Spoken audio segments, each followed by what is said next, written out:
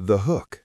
In 1782, a soldier lay dying in a crowded, fever-ridden hospital in Philadelphia. The physician, reaching into the soldier's uniform to check for a heartbeat, felt something that stopped his own heart.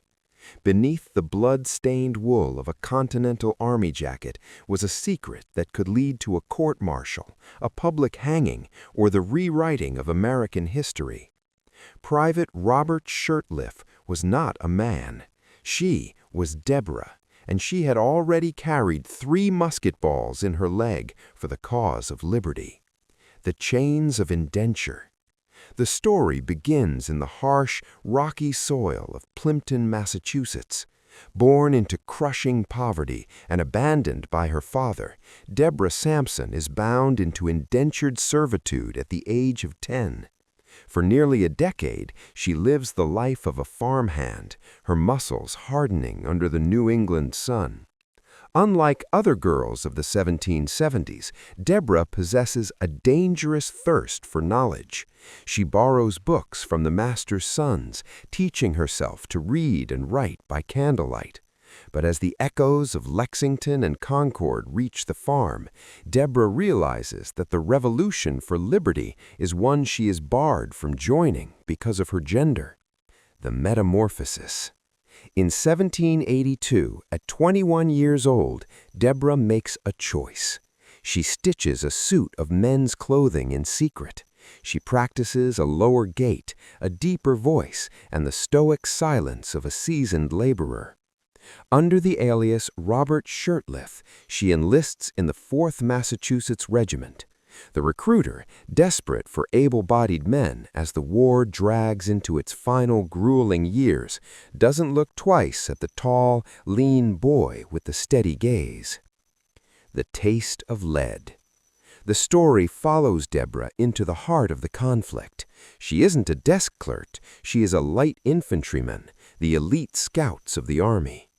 In a fierce skirmish near Tarrytown, New York, Deborah takes 2 musket balls to her thigh and a deep saber cut to her forehead. Terrified that a surgeon will discover her identity, she performs surgery on herself. In a scene of agonizing realism, she uses a silver penknife and a needle to extract one of the bullets, leaving the other embedded in her flesh for the rest of her life. Chapter 4. The Philadelphia Fever. The climax of the historical narrative takes place in Philadelphia. Tasked with a mission for General John Patterson, Deborah falls ill with a malignant fever that is sweeping the city. She is taken to a hospital where Dr. Barnabas Binney discovers her secret. Instead of betraying her, he is moved by her bravery and the scars on her body. He takes her to his own home to recover in secret, shielding her from the certain execution or disgrace that would follow a public discovery. The general's discharge.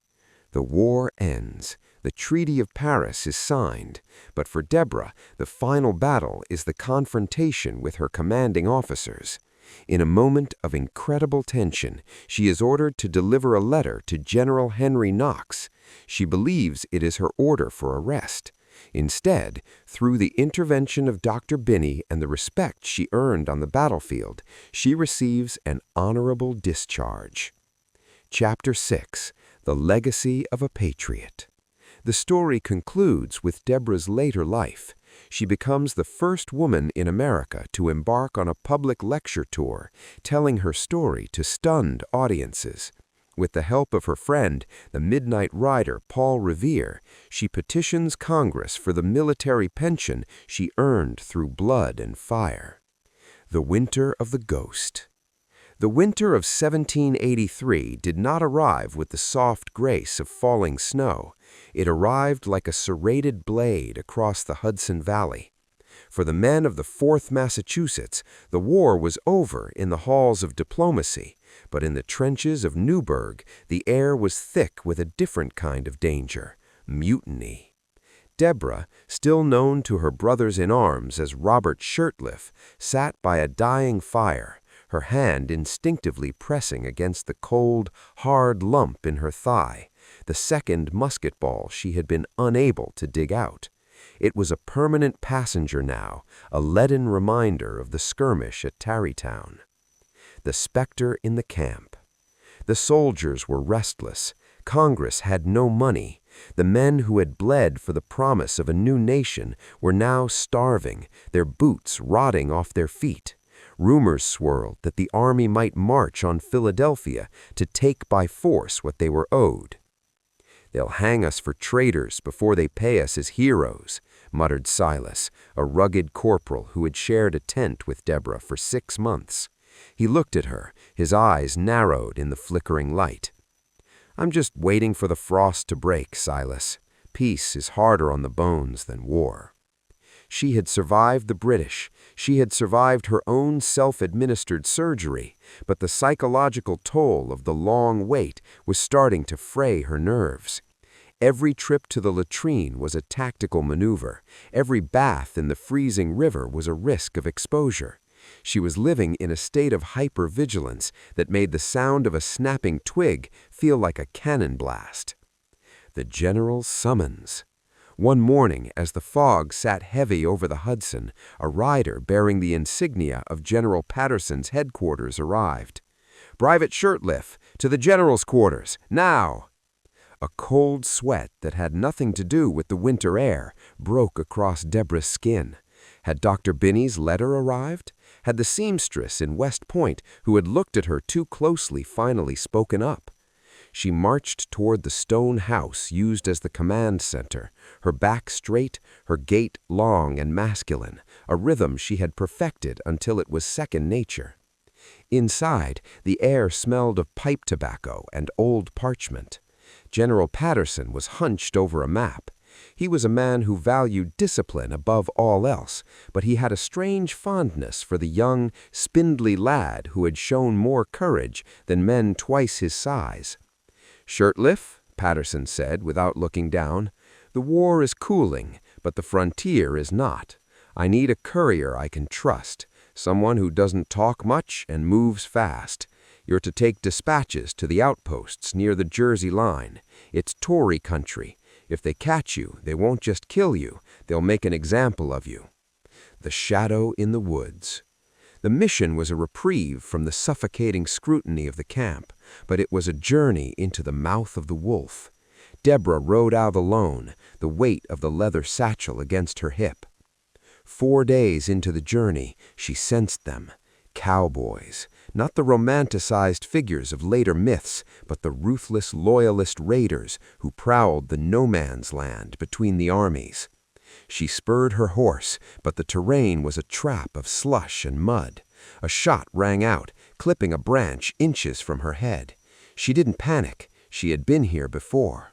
She dove from her horse, rolling into a thick of dead briars, her rifle, the brown bess she had mastered, coming up in one fluid motion. She saw a flash of red, a loyalist scout. She squeezed the trigger. The recoil bruised her shoulder, a familiar ache. The scout fell, but there were more. As she scrambled through the undergrowth, her jacket caught on a branch, tearing the fabric across her chest. She froze. In that moment, the physical reality of her situation hit her. If she were captured here, wounded or dead, her secret wouldn't just be out, it would be a scandal that would tarnish the very uniform she wore. The cost of silence. She eluded the raiders by wading through a half-frozen creek, the numbing water rising to her waist. By the time she reached the safety of a Patriot farmhouse, she was bordering on hypothermia. The farm wife, a woman named Sarah, rushed to help the poor boy out of his wet clothes. "No!" Deborah barked, her voice raspy and deeper than usual. "Just the fire, and a blanket. I'll tend to myself." Sarah paused, a look of suspicion crossing her face. "You soldiers, you're all the same. So much pride it'll be the death of you." That night, shivering by the hearth, Deborah realized the true cost of her service. She was fighting for a country that, on paper, did not recognize her right to fight. She was a patriot in the shadows, a hero whose name, her true name, could never be etched into a monument as long as the war continued.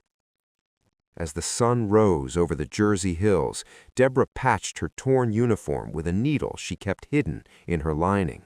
She didn't just sew the cloth, she sewed her identity back together, tighter and stronger than before. The physician's hand. The spring of 1783 brought no relief to the Continental Army, only a different kind of suffering. A malignant fever, likely yellow fever, began to crawl through the barracks of Philadelphia like an invisible skirmisher. It took the men who had survived British bayonets and turned them into shivering, delirious shadows. Among the fallen was Private Robert Shirtliff. Deborah's body, hardened by years of farm labor and months of combat, finally buckled. The fever set her brain on fire. In her delirium, she drifted between the rocky fields of Massachusetts and the blood-soaked dirt of Tarrytown. She was no longer a soldier. She was a girl lost in the woods, calling out for a mother who had long ago given her away. The city of brotherly love. She was transported to a makeshift hospital in Philadelphia. The building was a cathedral of misery. Rows of cots were packed so tightly that the dying could hear the final breaths of their neighbors. Enter Dr. Barnabas Binney. A man of science and a surgeon of the revolutionary spirit, Binney walked the aisles with a heavy heart. He reached the cot of the young man from the Fourth Massachusetts. Shirtliff's pulse was a thin, erratic thread. His skin was the color of damp parchment. "This one is slipping," Binney whispered to his assistant. "Let's see if we can break the heat." Binney reached for the soldier's shirt to apply a cold compress to the chest. As his fingers undid the rough wool buttons and moved aside the binding cloth that Deborah had used to flatten her form for nearly 2 years, time seemed to fracture. The doctor froze. His hand hovered in the air, the cold Philadelphia wind whistling through the hospital's broken window panes. He didn't see a soldier. He saw the soft curve of a breast, and below it, the jagged silver scars of a self-inflicted surgery on a musket wound that should have killed any man. The silent pact. For a long minute, Binney said nothing. In 1783, this was a scandal of the highest order. A woman in the ranks was a violation of military law, a moral indecency, and grounds for a dishonorable discharge, or worse. But Binney looked at the scars.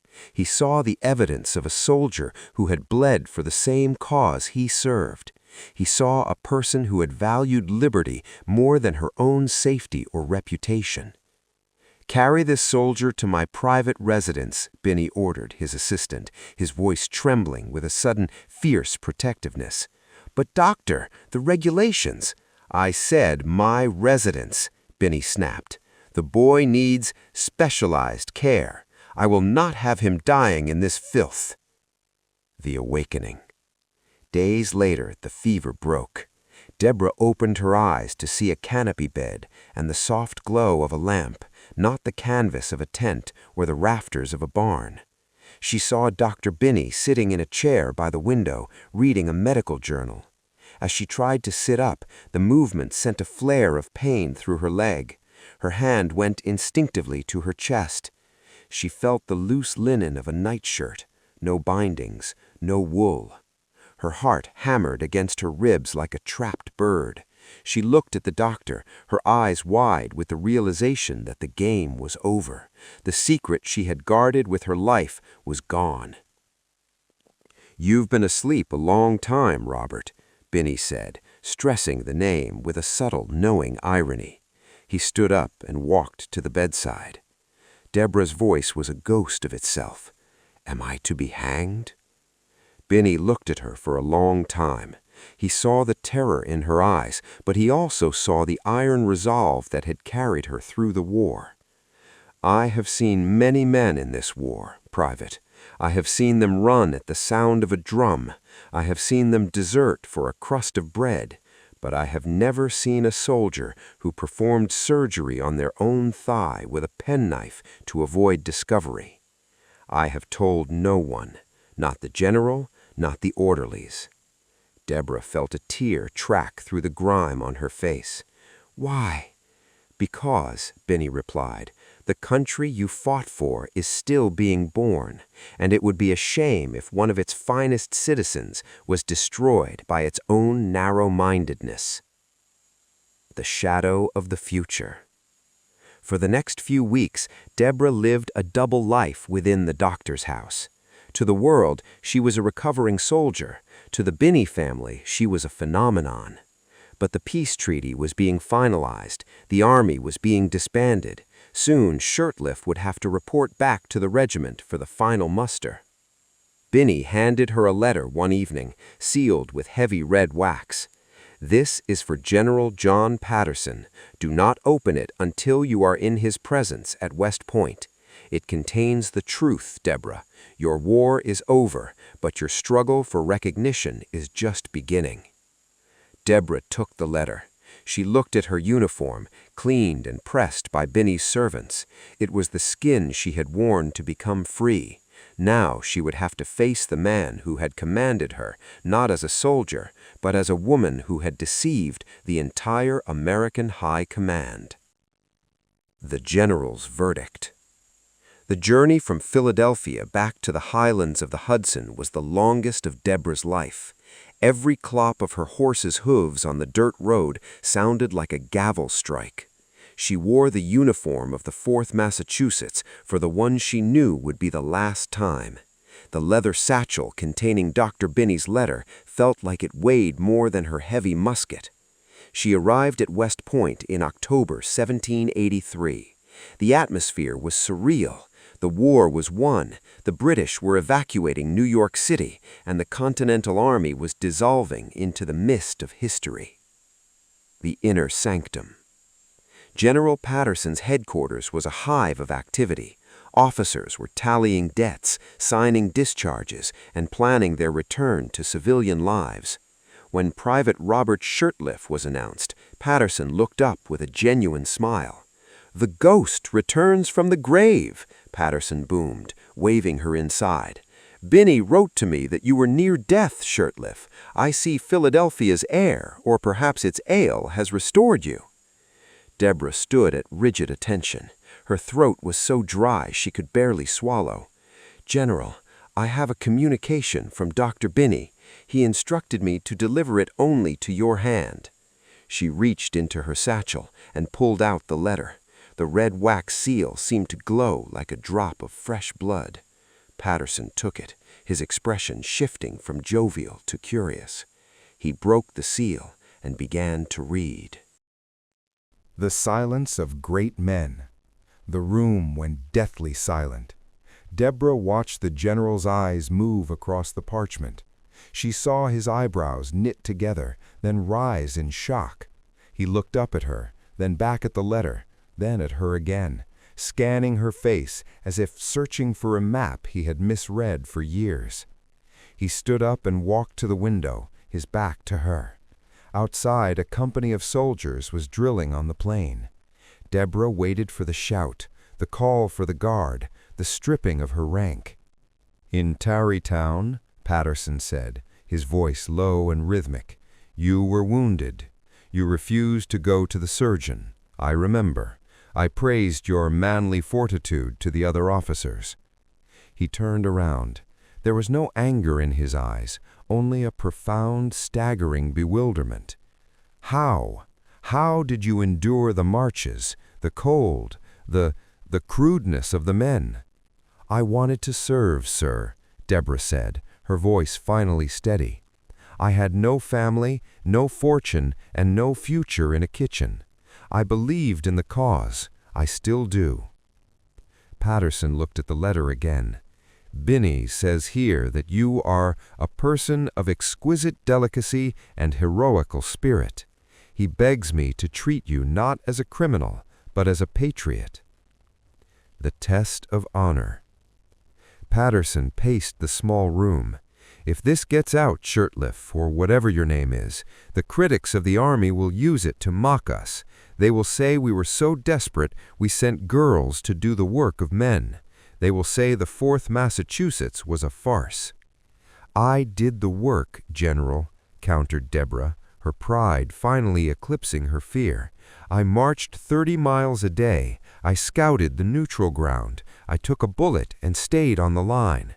Was my service a farce when the British were charging?" Patterson stopped.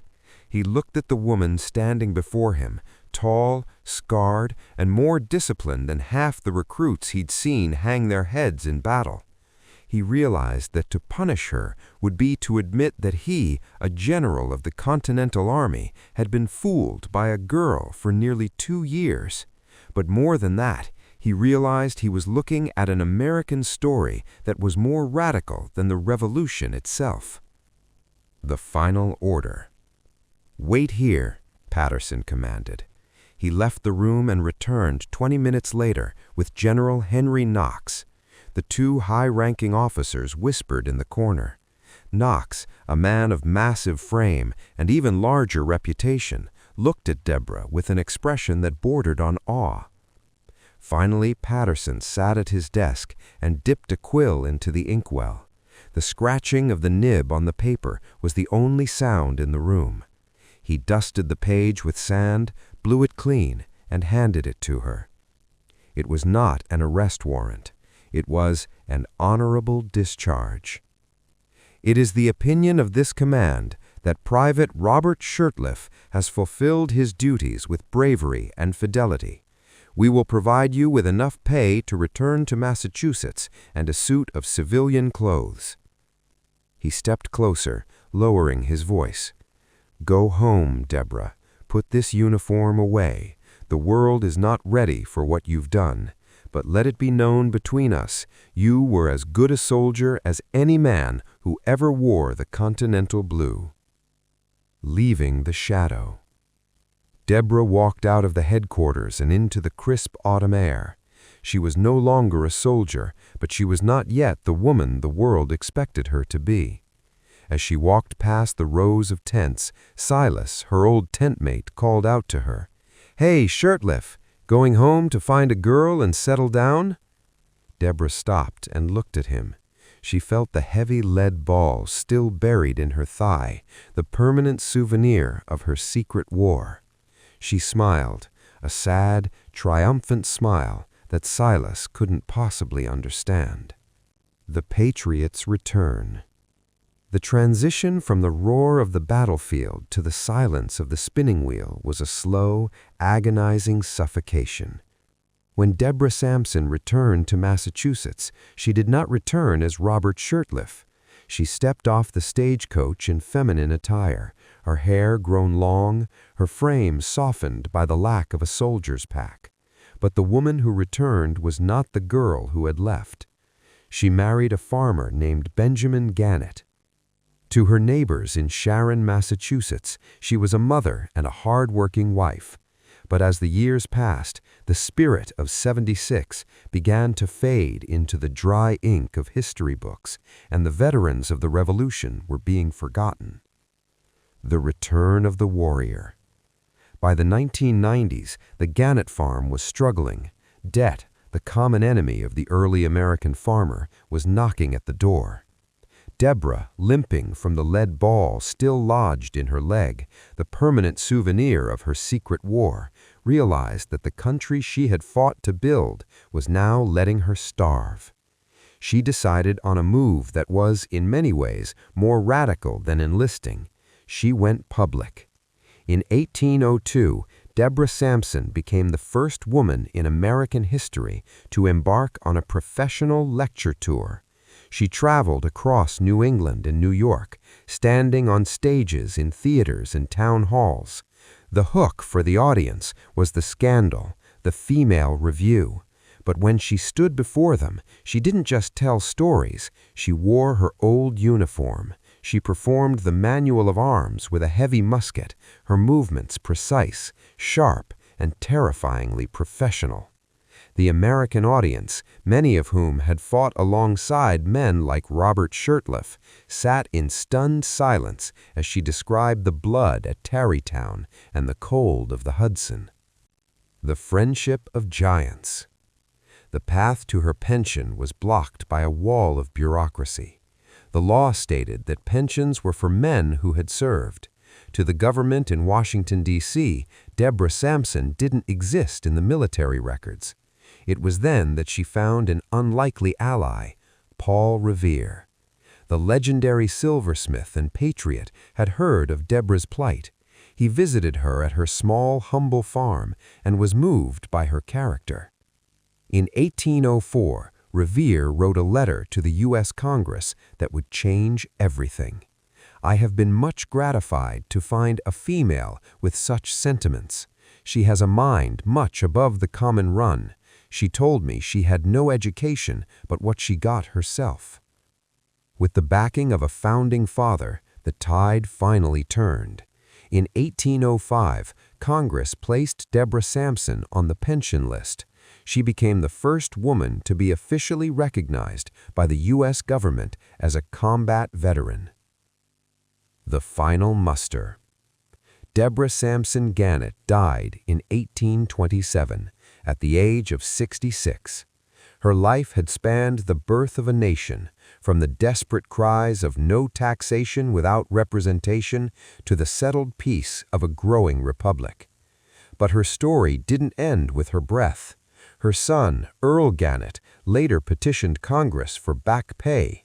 In a final, historic act of recognition in 1838, the Committee on Revolutionary Pensions stated, "The history of the Revolution furnishes no other example of female heroism, fidelity, and courage." Legacy: the shadow in the stone. Today, a statue of Deborah stands in front of the public library in Sharon, Massachusetts. She is not depicted as a delicate lady of the 18th century, but as a soldier. Her story remains a cornerstone of the American narrative, not just because she fought, but because she refused to be erased. She proved that the American dream was never meant to be a static thing.